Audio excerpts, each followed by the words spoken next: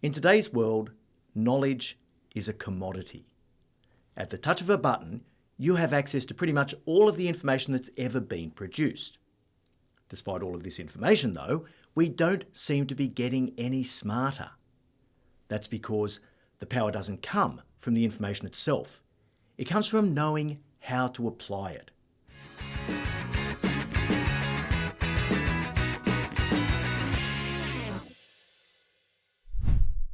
Welcome to Moments with Marty, your short, sharp shot of leadership insight to help you stay on track between our weekly episodes of the No Bullshit Leadership podcast.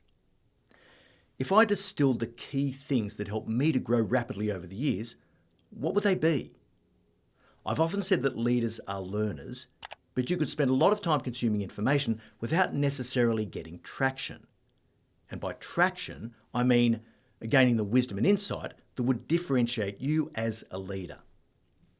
What are the things that I look back on as being critical to my career growth and success? In today's world, knowledge is a commodity. At the touch of a button, you have access to pretty much all of the information that's ever been produced. Despite all of this information, though, we don't seem to be getting any smarter. That's because the power doesn't come from the information itself.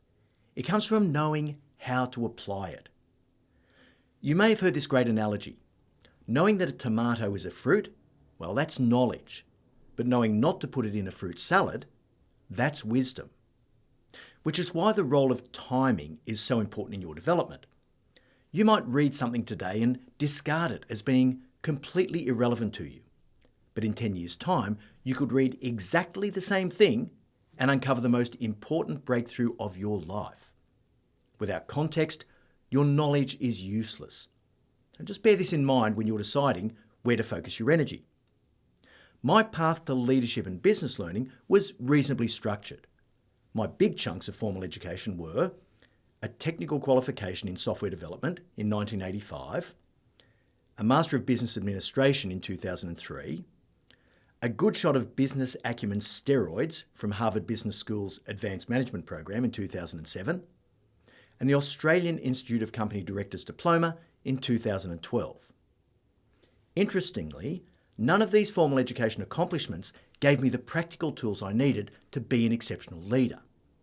I had to rely on my own hard-fought experience, which is how Em and I came to create our Leadership Beyond the Theory program.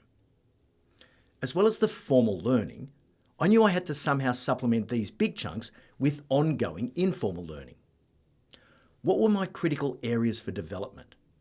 As a senior leader, I chose to focus on business trends, understanding the dynamics of the industry my company was competing in, becoming more knowledgeable about macroeconomics and how businesses interface with government policy and global trade.